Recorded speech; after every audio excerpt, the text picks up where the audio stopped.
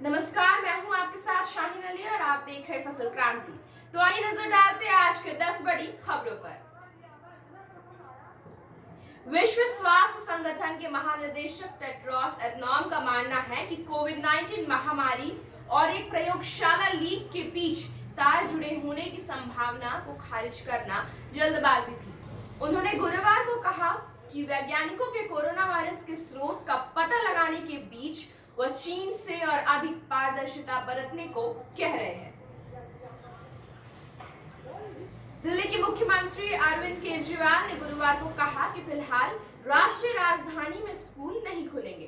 केजरीवाल ने news agency ANI से कहा, अंतर्राष्ट्रीय स्तर पर ट्रेंड बताते हैं कि कोविड-19 की तीसरी लहर नजदीक है।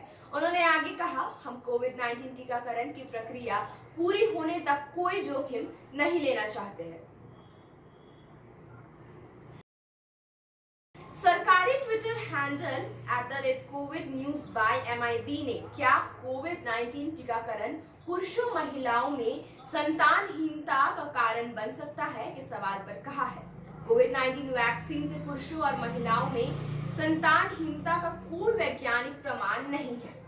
उसने आगे कहा, किसी भी दुष्प्रभाव का आकलन करने के लिए सभी टीकों व उनके घटकों का परीक्षण पहले जानवरों और फिर मनुष्यों पर किया जाता है।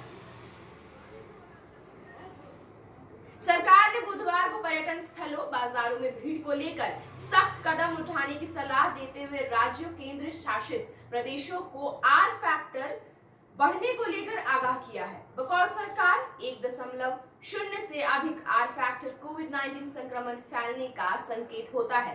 रिपोर्ट्स के मुताबिक केरल व पूर्वोत्तर राज्यों में R फैक्टर में वृद्धि दर्ज हुई है। सुप्रीम कोर्ट ने राजद्रोह कानून के खिलाफ याचिका पर सुनवाई के दौरान गुरुवार को केंद्र सरकार से कहा, राजद्रोह कानून औपनिवेशिक कानून है।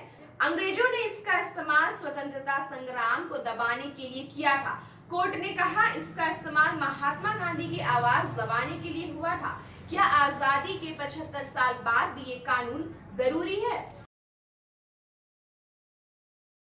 उत्तराखंड के मंत्री स्वामी यतीश्वरानंद की बैठक के दौरान पैर में मास्क लटकाए हुए तस्वीर सामने आई है, जिसके बाद उनकी आलोचना हो रही है। कांग्रेस के काजी निजामुद्दीन ने कहा, यह तस्वीर दिखाती है कि वो और उनकी सरकार कोविड-19 दिशा निर्देशों को पैरों तले रखती है।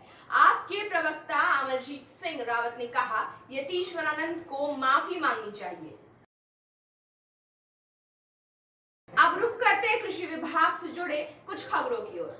प्रधानमंत्री ने विकास कार्यों के दौर में ही किसानों की आय दुगना करने हेतु खेती किसानों की व्यवस्था को भी आधुनिक बनाने की पहल की है। कृषि क्षेत्र में हुए कार्य का गुरुवार को वाराणसी के BHU के IIT मैदान से प्रधानमंत्री नरेंद्र मोदी द्वारा बटन दबाकर लोकार्पण किया गया। लोकार्पण अवसर पर केंद्र को लाइट से सजाया गया।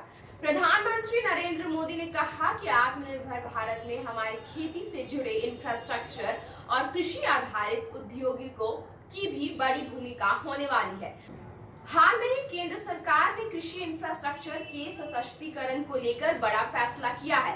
देश में आधुनिक कृषि इंफ्रास्ट्रक्चर के लिए जो 1 लाख करोड़ रुपए का विशेष फंड बनाया गया है, उसका लाभ अब हमारी कृषि मंडियों को भी मिलेगा। ये देश की कृषि मंडियों के तंत्र को आधुनिक और सुविधा संपन्न बनाने की तरफ एक बड़ा कदम है। सरकारी खरीद से जुड़े सिस्टम को बेहतर बनाना और किसानों को अधिक विकल्प देना ये सरकार की प्राथमिकता है। इस बार धान और गेहूं की रिकॉर्ड सरकारी खरीद इसी का परिणाम है। देश में पहली बार मध्य प्रदेश में कस्टम प्रोसेसिंग सेंटर खोले जा रहे हैं। इसकी शुरुआत आज भोपाल में हुई। ये सेंटर खुलने से लाखों किसानों को फायदा मिलेगा। किसान अब अपनी फसल का प्रोडक्ट बनाकर खेत में मार्केट में बेच सकेंगे। अब नजर डालते हैं खेल जगत और बॉलीवुड से जुड़े कुछ खबरों की ओर। बतौर PTI इंग्लैंड दौरे पर गए भारतीय टीम के 23 खिलाड़ियों में से एक खिलाड़ी की कोविड-19 टेस्ट रिपोर्ट पॉजिटिव आई है, जिससे वो खिलाड़ी टीम के साथ गुरुवार को डरहम की यात्रा नहीं करेगा। PTI ने BCCI के एक सूत्र के हवाले से बताया कि संक्रमित खिलाड़ी फिलहाल एसिम्टोमेटिक है और उसने खुद को क्वारंटीन कर लिया है। अंत में आपको बता दें, अभिनेता परेश रावल ने अपने बेटे आदित्य रावल को लॉन्च ना करने को लेकर कहा है, उन्हें लॉन्च नहीं किया क्योंकि मेरे पास उतने पैसे नहीं हैं। साल 2020 में फिल्म बमफाड़ से डेब्यू करने वाले आदित्य को लेकर परेश ने कहा, उनके काम की वजह से उन्हें आगे काम मिल रहा है, उन्हें पिता की सिफारिश की जरूरत नहीं। आज के लिए बस इतना ही। आगे हम आपको ऐसे और भी अपडेट्स देते रहेंगे। तब तक के लिए बने रहिए हमारे साथ और देखते रहे फसल क्रांति। अब मुझे दीजिए इजाजत। धन्यवाद।